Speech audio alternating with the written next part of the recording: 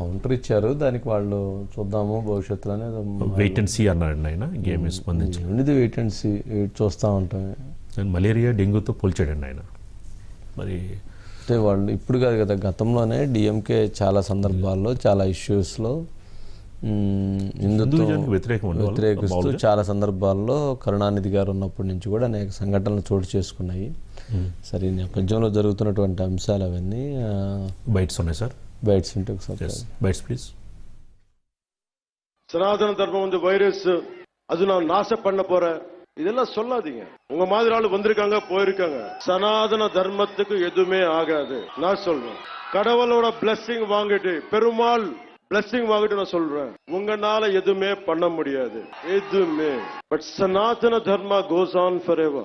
It won't stop. It is beyond. Okay, let's wait and see. Let's wait and see. Okay, let's wait and see. Let's wait and see. Okay, let's wait and see. Let's wait and see.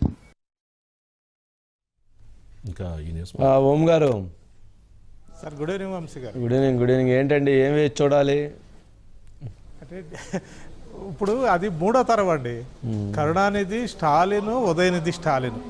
తాతయ్య CM ఉన్నాడు చాలా సార్లు, ఇప్పుడు తండ్రి CM. తండ్రి సీఎంగా ఉన్న టైంలోనే మంత్రిగా ఉన్నటువంటి కొడుకుని డిప్యూటీ సీఎం చేశాడు. రేపొద్దున సహజంగానే స్టాలిన్ తర్వాత సీఎం పదవి కనుక డిఎంకేకి వస్తే అది ఖచ్చితంగా ఉదయనిధి స్టాలిన్ అయ్యే ఆస్కారమే ఉంటుందండి. కాబట్టి ఆయన ఏంటంటే చాలా ఉంది నాకు భవిష్యత్తు అని ఒక ధీమాతో ఉన్నాడు అనుకోవచ్చు, లేకపోతే ఆ ఆలోచనతో ఉన్నాడు అని అనుకోవచ్చు. అది ఎంతవరకు ప్రజలు దాన్ని యాక్సెప్ట్ చేస్తారు, ఎంతవరకు దాన్ని సాకారం చేస్తారు అది వేచి చూడాల్సి ఉంటుందండి. యాక్చువల్గా అయితే వేచి చూడాల్సింది అది. ఆయన నిజంగా సీఎం అవుతారా, చేసే పరిస్థితి వస్తుందా? ఎందుకంటే నిన్న పవన్ కళ్యాణ్ మాట్లాడడానికండి చాలా ఆలోచించి ఈయన మాట్లాడారండి. లాస్ట్ ఇయర్ సెప్టెంబర్లో అండి సనాతన ధర్మాన్ని డెంగ్యూతోనూ మలేరియాతోనూ పోల్చినప్పుడే చాలా మంది అట్టుడికిపోయారు. హిందూ సంఘాలు చాలా ధర్నాలు గొడవలు చేసినాయి. 6 రాష్ట్రాల్లో కేసులు కూడా పెట్టారండి ఉదయనిధి స్టాల్ మీద. అప్పుడు ఆయన సుప్రీంకోర్టుకి వెళ్ళారు. సార్, ఇలా నా మీద విపరీతంగా కేసులు పెట్టారంటే మార్చి 4వ తారీఖు అండి ఈ సంవత్సరము సుప్రీంకోర్టు కూడా అక్కడ ఉన్నటువంటి జడ్జెస్ చివాట్లు పెట్టారు. అంటే మత స్వేచ్ఛ గురించి మీరు ఈ కాల్ రాచారు, అలాగే వాక్ స్వాతంత్రాన్ని మీరు కాల్ రాచారు. మీరు ఒక మంత్రిగా ఉండి, అప్పటికైనా మంత్రిగానే ఉన్నారు కాబట్టి అదే చెప్పారు, మంత్రిగా ఒక మంచి పొజిషన్లో ఉండి ఓం గారు అంటే సనాతన ధర్మం గురించి పవన్ కళ్యాణ్ గారు పోరాడినటువంటి అంశం, అంటే నిన్న వారు మాట్లాడినటువంటి అంశం, వారిలో ఒక ఆగ్రహం, ఒక ఉగ్రరూపం కనిపించినటువంటి నేపథ్యంలో దేశవ్యాప్తంగా కూడా ఒక చర్చ జరుగుతుంది. సెంట్రల్ ఐబీ దగ్గర నుంచి అందరూ కూడా దీని మీద అసలు ఏంటి పవన్ కళ్యాణ్ గారిలో ఇంతటి ఎందుకు వారు ఇంత ఆగ్రహం వ్యక్తం చేస్తున్నారో, అసలు ఏం జరుగుతుందనే దాని మీద రకరకాలైన డిబేట్స్ జరుగుతున్నాయి. ఫైనల్గా వచ్చేటప్పటికి ఇప్పటికన్నా ఒక శివాజీ ముందుకొచ్చారు, ఒక బాల్ ఠాక్రే ముందుకొచ్చారని కొంతమంది ఇట్లా అంటే ఇలాంటి అవసరం, ఇలాంటి వ్యక్తి ఇప్పుడు అవసరం హిందుత్వాన్ని కాపాడుకోవటం కోసం అనే ఒక చర్చ బలంగా నడుస్తున్నట్లుంది కదా ఓం గారు.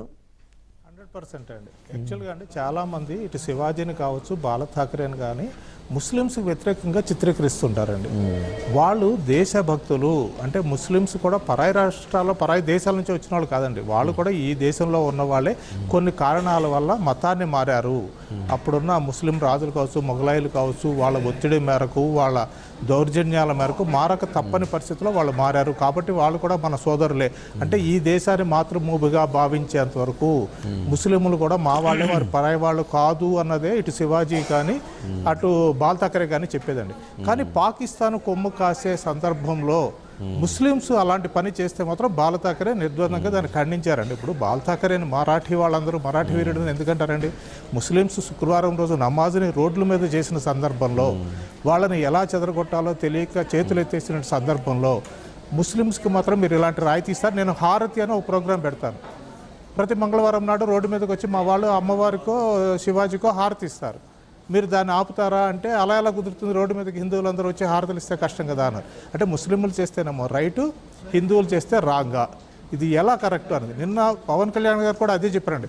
మాకు అన్ని మతాలు మీద గౌరవం ఉంది, అన్ని మతాలు మాకు సమానమే, కానీ ఒకళ్ళని ఇది చేస్తూ ప్లీజ్ చేస్తూ ఇంకొకళ్ళని మాత్రము నిర్లక్ష్యం చేస్తూ వాళ్ళ మీద బురద జల్లుతూ వాళ్ళ మతానికో లేకపోతే ధర్మానికో అన్యాయం జరిగినప్పుడు మీరు ప్రశ్నించొద్దు, ప్రశ్నిస్తే మమ్మల్ని మతోన్మాదులు అనడం ఎంతవరకు కరెక్ట్ అన్నది ఆయన స్పష్టంగా చెప్పారండి. ఎందుకంటే సనాతన ధర్మాన్ని కాపాడాల్సిన బాధ్యత అందరికీ ఉందండి. సనాతన ధర్మంలో కొన్ని లోపాలు ఉన్నాయనుకోండి, దాన్ని సరిదిద్దుకునే ఆస్కారం కూడా ఉందండి. ధర్మము అంటేనే ఇప్పుడున్న కాలమాన పరిస్థితులు బట్టి తను మార్చుకునేదండి.